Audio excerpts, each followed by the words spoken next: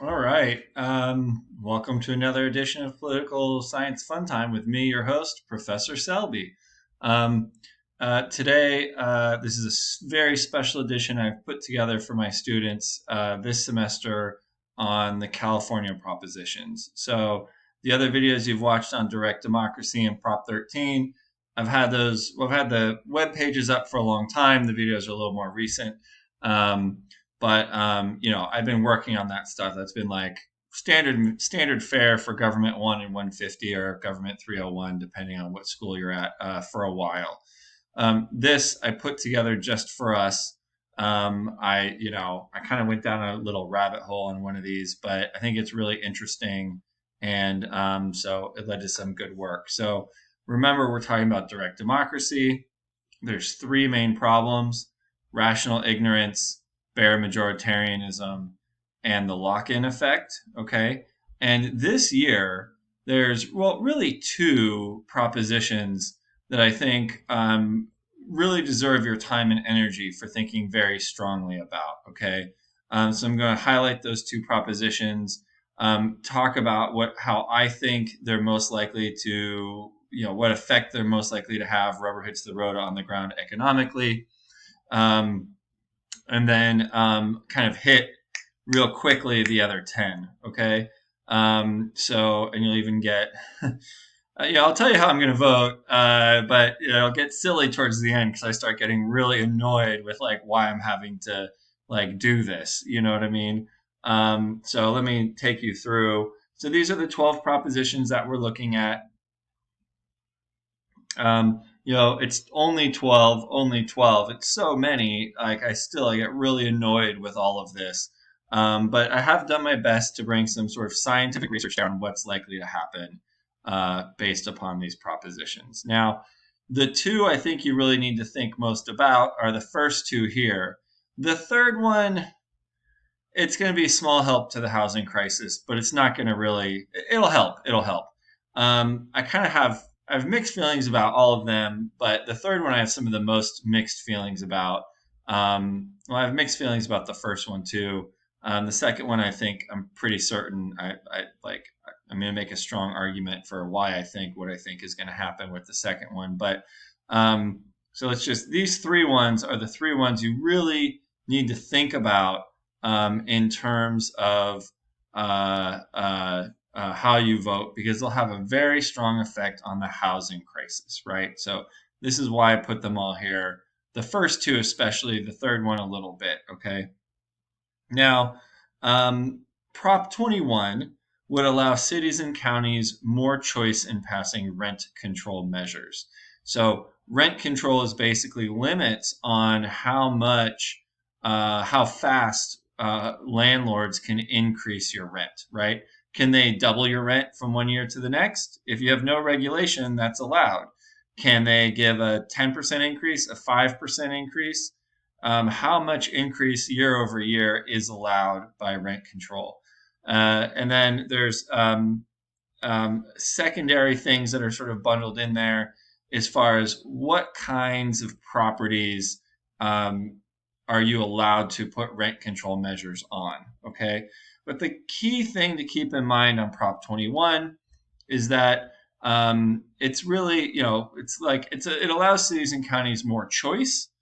It doesn't make rent control happen automatically. So it just opens up the possibility for people to go to their city council, to go to their county commissioners or supervisors and say, we want rent control, please pass some rent control. Sacramento, for example, has a relatively moderate rent control measure that they passed through the city council like last year or the year before.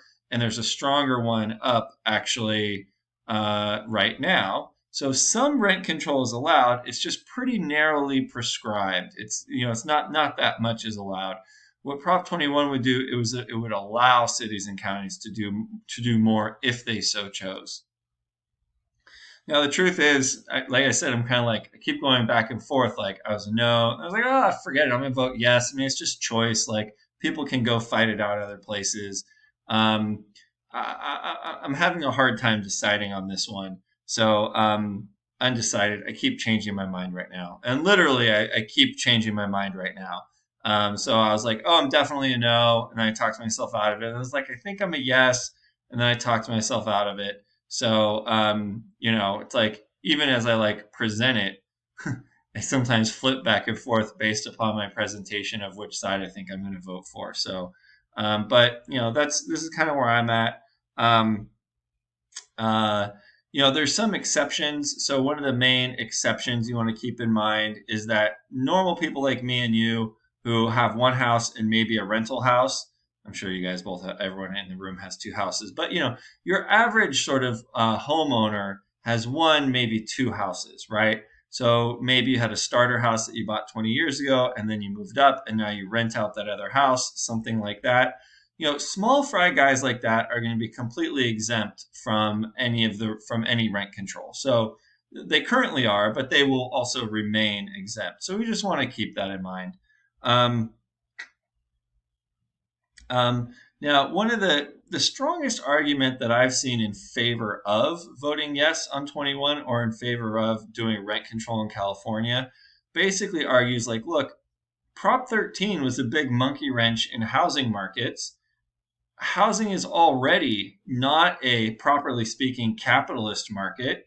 It's completely discombobulated, and it really is. I mean, there's other reasons. Remember, it's not just Prop 13, but Prop 13, create a lot of market distortion. It threw supply and demand off balance. I mean, it's kind of like, oof, that made some problems. And then what's the argument here? Well, so we're just kind of gonna use another mechanism to fix that. It's a little bit like fight fire with fire. Okay.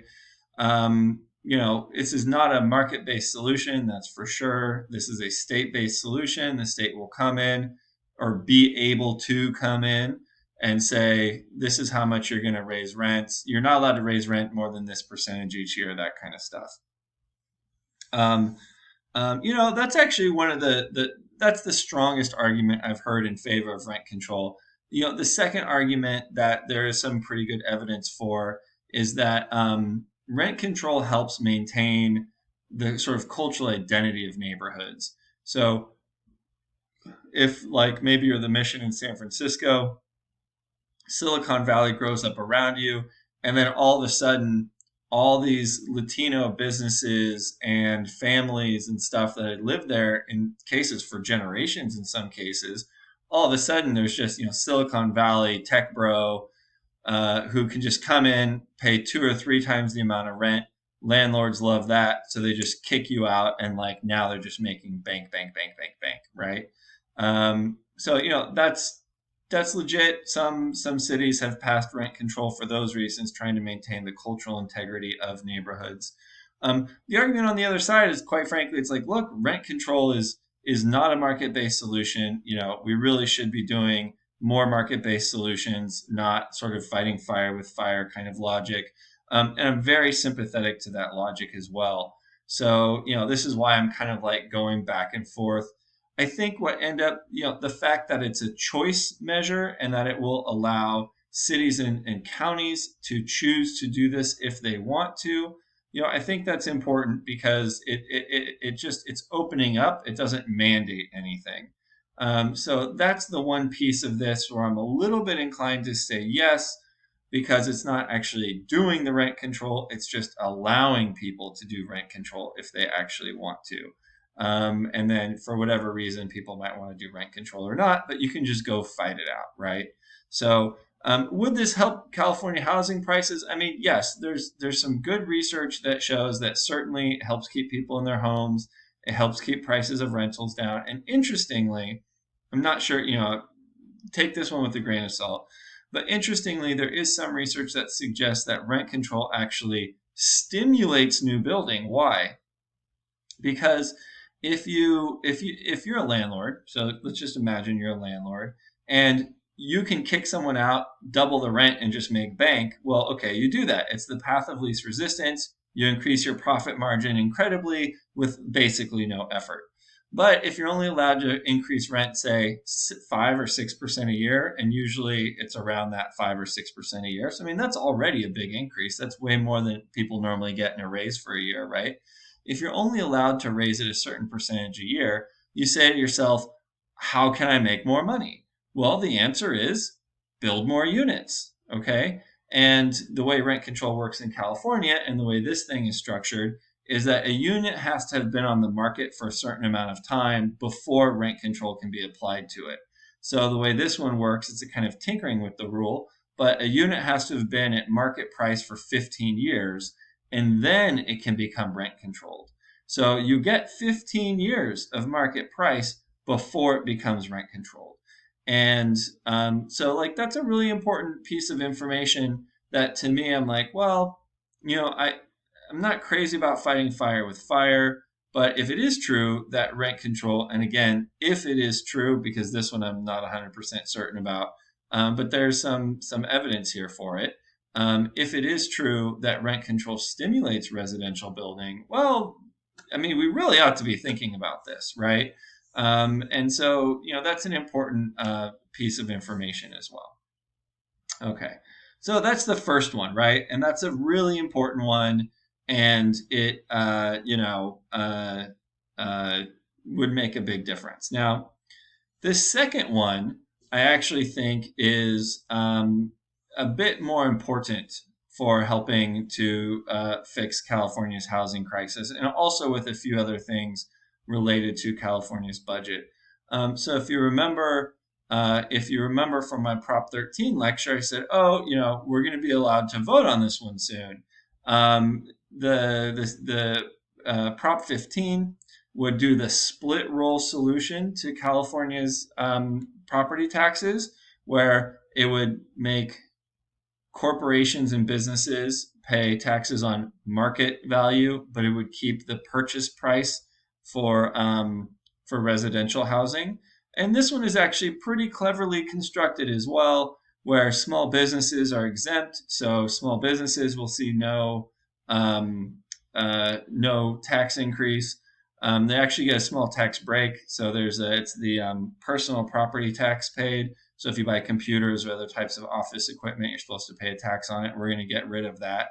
So that's actually kind of like a nice an extra little thing for small businesses. And the other thing that's important about this one is your property has to be worth $3 million or more to even be included in Prop 15.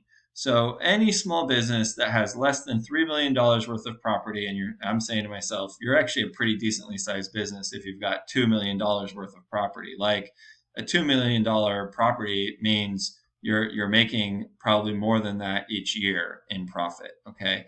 So, I mean, it's only going to apply to big businesses. It seems to be a pretty smart way to actually help with California's housing market. Now, why is it going to help with California's housing market? Let's see. I thought I had it in here.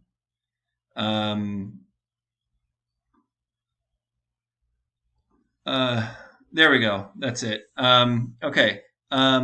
First paragraph, I had it right there. So, remember, Prop 13 created a host of market irrationalities in how California's commercial and residential system works. Seemingly pro-business because it's anti-tax. Really, Prop 13 created arbitrary classes of winners and losers, while also hamstringing the state and its ability to do things like education, etc. Prop 15 fixes the worst of these irrationalities while keeping the original intent of Prop 13 to protect residential property from tax spikes due to rapid appreciation. Similarly, and this is the important housing piece here, by removing the disincentive to develop underdeveloped or undeveloped land, Prop 15 should increase residential housing stock by creating more favorable tax structure for entities that build residential housing. Okay, so this is the part of Prop 15 that really is going to affect housing. And like, just think about it this way: a lot of us have these hometowns with these like primo lots that have never been developed. And you might ask yourself, like, why is that primo lot never been developed? Well, the reason is basically there's a state subsidy that is sort of giving them money to keep it undeveloped. Essentially, that's how subsidies work, right? So it's basically this like state subsidy. Um, and when you take away that subsidy, first it creates an incentive to develop, but then secondly, any business owner asks themselves this question. Well, I could, or any landowner asks themselves this question. If I build commercial property, the property tax is going to be at market value, right? Probably, as long as it's over $3 million, it'll be at market value. But if I do residential property, that'll stay under the Prop 13 purchase price system. It will get revaluated because when you develop, you add on value to the land, so it gets revaluated. But once it's revaluated in that development, then it'll be locked in again. It'll be locked in forever. So it creates actually a preference for building residential housing, and we really, really, really need residential housing. So I actually think this one should really help stimulate a residential housing boom here in California. And in contrast to rent control, which is a kind of like state pushy way of controlling the housing crisis, which probably would work. I'm not going to say it wouldn't work. It might have also some unintended consequences. I'm a little nervous about it. Um, it would be great to actually stimulate residential development, right? More market priced housing stock. That means just a better fit between supply and demand. Oh, it actually will, have some jobs and things like that. Okay. So, keep that in mind. This to me is the key point on Prop 15 that really means a lot. And then secondly, it's really only targeted at very wealthy businesses, right? If you have $3 million in property, like you're a wealthy business, right? And businesses need state services just like everybody else. They need fire, they need roads, they need electricity, all of that. And so, businesses that are making a profit in California off of Californians, it's fair to ask them to pay into those same state services that they need. So, these two things sort of factored together. Well, and then with the third thing, it's a decent amount of money that will be coming in. Estimates on this one are putting it in the $7 to $12 billion range. And I think that's about right. And California's facing, COVID's been terrible. We just had almost turned around our budget when COVID happened. And so like I'm very nervous about California's budget moving forward. We're gonna have to cut. I'm not gonna lie to you about that. There's gonna be some cuts next year. But rather than just doing draconian cuts, if we can bring in smart money from smart ways and then kind of have a more balanced approach, I would personally, that's why I support this thing, right? So that's Prop 15. It's it's a tax increase. I'm not going to lie to you about that. But one of the other key things that people say about Prop 15 is, oh, it's going to lead to like more price, higher costs for small businesses and or consumers. Maybe. So the research on that one is there might be some pass-through effect, but it's certainly not as much as the people who are no on 15 say. And here's why. Let's imagine two exactly the same businesses. Maybe they're gas stations, right? One gas station's been owned for 40 years and gets super cheap gas. The other one was just built or purchased last year. The price of gas at both of those gas stations is exactly the same. Okay. Like prices are set by market rate.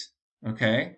And only those businesses that are right at the margin are going to have to increase costs. But that's very few businesses actually. And so we just want to keep that in mind, right?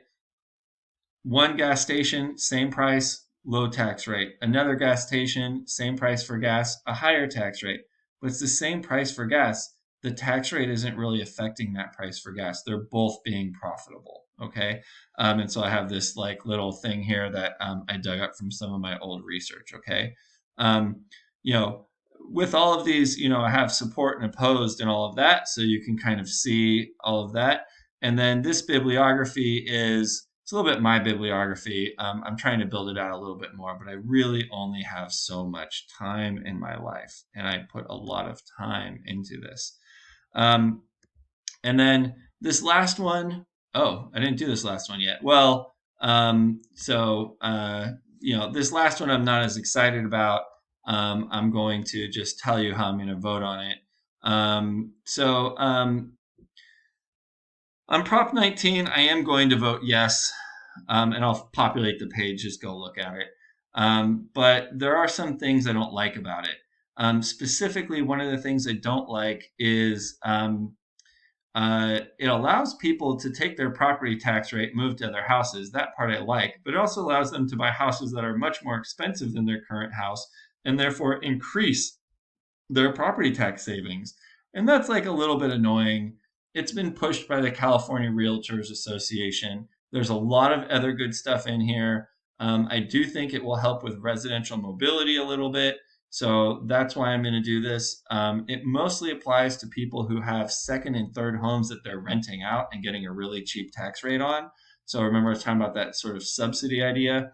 This closes one of the biggest loopholes in that state's biggest loophole is giving more subsidy to, again, very wealthy people. Okay, so for that reason, I'm gonna vote yes on 19, but I get a little bit annoyed at the way it was structured. But that's part of the initiative system in California. It kind of creates strange bedfellows. Prop 19 is supported by business and labor because labor likes it because it's closing this loophole. It feels a little bit more fair, things like that. But the realtors like it because they're going to be able to sell a bunch more houses, right? I like it largely because I think it's going to increase residential mobility. Nobody else is talking about that, but I'm talking about that, and I think that's an important piece here. Now, everything else, I gotta say, I get a little bit annoyed. So I'm going to go quick down these other ones. I have more research other places on these if you really want them. But for some of my classes, we'll have discussions on this. If you have an optional discussion, these are good things to go follow up on and see if you can, do a little bit like Selby to sort of play out the consequences. So Prop 14.